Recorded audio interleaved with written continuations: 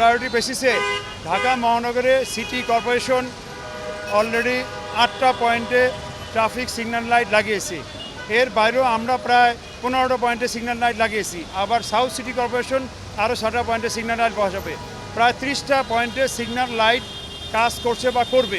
সকল ক্রসিংয়েই এই AI camera পর্যায়ক্রমে বসানো হচ্ছে। অলরেডি অনেকগুলো পয়েন্টে বসানো হয়েছে। এই ক্রসিং ছাড়াও যেখানে রং পার্কিংয়ের কারণে বা যত্রতত বাস বে বা বাস স্টপেজে বাস না দাঁড়িয়ে যত্রতত প্যাসেঞ্জার নিচ্ছে যাতে না নিতে পারে, ওইসব পয়েন্টেও সিসি ক্যামেরা পর্যায়ক্রমে বসানো হবে।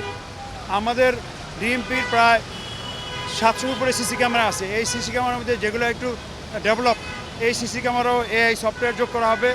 গুলশান এলাকায় এলওসিসি 1300+ সিসি ক্যামেরা বসিয়েছে। ওখানে যেই সব সিসি ক্যামেরা দিয়ে রাস্তা দেখা যায় সেখানেও এআই বেসড সফটওয়্যার বসানো হবে। মাহমুদপুর এলাকায় 700 সিসি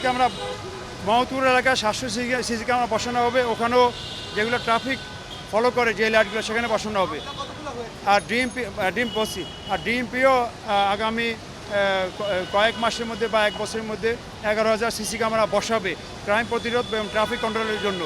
যেসব এলাকায় ট্রাফিক কন্ট্রোলের জন্য ক্যামেরাগুলো থাকবে, প্রত্যেকটা ক্যামেরায় বা সিগন্যাল লাইটের উপরে সিসি ক্যামেরা বসানো হবে, সেখানে করা হবে। মামলা গত এক সপ্তাহে 3 শতাধিক মামলা হয়েছে। এটা আমাদের শুরু। আমাদের লোকজন কাজ করতেছে, আমাদের যারা ইঞ্জিনিয়ার, কম্পিউটার ইঞ্জিনিয়ার তারা কাজ করতেছে। অর্থাৎ ভবিষ্যতে দেখা যাবে যে প্রতিদিন হয়তো 1000 মামলা হবে। ভবিষ্যতে এআই ক্যামেরার মাধ্যমে ভবিষ্যতে হয়তো 1000-এর মতো মামলা হবে প্রতিদিন। আমরা আগেই বলছি যে একই নাম্বার প্লেটে একাধিক গাড়ি চালানো অপরাধ, প্রতারণা অপরাধ। এইটা বন্ধ করার জন্য আমরা বিআরটি ব্যবস্থা নিচ্ছি এবং আমরা এইটাও বলতেছি, আমরা আজকে একটা গণবিজ্ঞপ্তি জারি করব। অনেকে বিআরটি এর সঠিক নাম্বার প্লেট ব্যবহার করেন না। অর্থাৎ বিআরটি আরএফআইডি ট্যাগযুক্ত সঠিক নাম্বার প্লেট সরবরাহ করে। অনেকেই এই নাম্বার প্লেটের অর্থ জমা দিয়েছেন কিন্তু নাম্বার প্লেটগুলো নিয়ে তাদের যানবাহনে লাগাচ্ছেন না, ব্যবহার করতেছেন না। আমরা ওয়ার্নিং দিচ্ছি আজকে বা কালকে যে কয়েকদিনের মধ্যে যদি বিআরটি এর প্রেসক্রাইব নাম্বার প্লেট না লাগায় তাহলে তাদের বিরুদ্ধে আইনগত ব্যবস্থা নেওয়া হবে। আমাদের কিন্তু মামলা দেওয়ার জন্য এখন আর কাগজ লাগবে না। এখন শুধু বাসের রেজিস্ট্রেশন নাম্বারটা হলেই আমরা ভিডিও মামলা বা ডিজিটাল মামলাই দিয়ে দিতে পারি।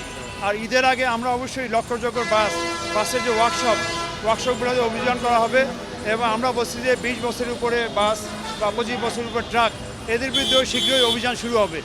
অতএব আমাদের ব্যবস্থা ধীরে ধীরে, আমাদের তো আসলে অনেকগুলো সেক্টর। অর্থাৎ ঢাকা শহরে ট্রাফিক ব্যবস্থাপনা বিশৃঙ্খল ছিল, সেই বিশৃঙ্খল থেকে সুশৃঙ্খলা আনতে হলে আমাদেরকে একটু সময় লাগবে। আমরা একটা না, ধীরে ধীরে সব সেক্টরেই আমরা ইন্টারফেয়ার করে ঢাকা মহানগরের ট্রাফিক ব্যবস্থা ভালো করব। অটোরিকশায় তো অ্যাকচুয়ালি রেজিস্ট্রেশন নাই, 1 নম্বর। আর অটোরিকশার বিষয়ে আমরা বলি, ঢাকা শহরে অটোরিকশা আমরা যদি মেইন রোডে চলতে দিতাম তাহলে ঢাকা শহর ব্লক হয়ে যেত।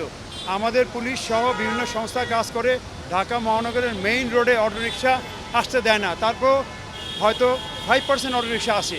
5% অটোরিকশা আসলে ট্রাফিক জ্যামে খুব একটা এফেক্ট করে না, হয়তো অ্যাক্সিডেন্টে এফেক্ট করে। এই 5% থেকে যদি বেড়ে অটোরিকশা 40, 45 বা 50% ঢাকা শহরের মেইন রোডে আসে, ঢাকা শহর কলাপস করবে।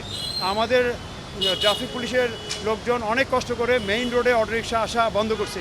তবে আমরা ঢাকা নগরবাসীর কাছে আহ্বান জানাবো যে আপনারা মেইন রোডে অটোরিকশা নিয়ে আসবেন না।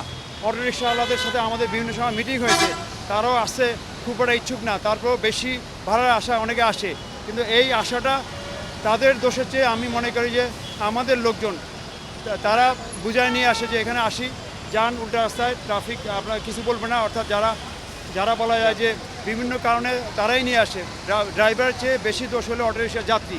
অর্থাৎ যাত্রী সাধারণের প্রতি আমরা আহ্বান করবো কোনো ক্রমে অটোরিকশা নিয়ে যেখানে নিষিদ্ধ রোড মেইন রোডে আসবেন না। আমরা আরও জানিয়ে দিতে চাই যে রাস্তা যত্র মানুষ পারাপার বা পথচারী পারাপার নিষিদ্ধ। পথচারী পারাপারের জন্য অবশ্যই ফুট ওভার ব্রিজ ব্যবহার করতে হবে, অথবা যেখানে ফুট ওভার ব্রিজ নাই সেখানে জেব্রা ক্রসিং ব্যবহার করতে হবে। জেব্রা ক্রসিং বা ফুট ওভার ব্রিজ না করলে পথচারীদেরও শাস্তির আওতায় আনা যাবে, তাদের বিরুদ্ধেও জরিমানার বিধান আছে। সেক্ষেত্রে আমাদের মেট্রোপলিটন ম্যাজিস্ট্রেটগণ অচিরেই নেমে পথচারীরা যাতে যত্রতত্র নেমে রাস্তায় গাড়ি অবস্ট্রাকশন না করে অথবা দুর্ঘটনার শিকার না হয় সেই ব্যবস্থাও নেওয়া হবে। পথচারীদের পারাপারের জন্য 8টি পয়েন্টে পথচারী সিগন্যাল লাইট লাগিয়েছি। এই পয়েন্টগুলোর নাম আমরা বিভিন্ন সময় আপনাদেরকে বলে দিচ্ছি।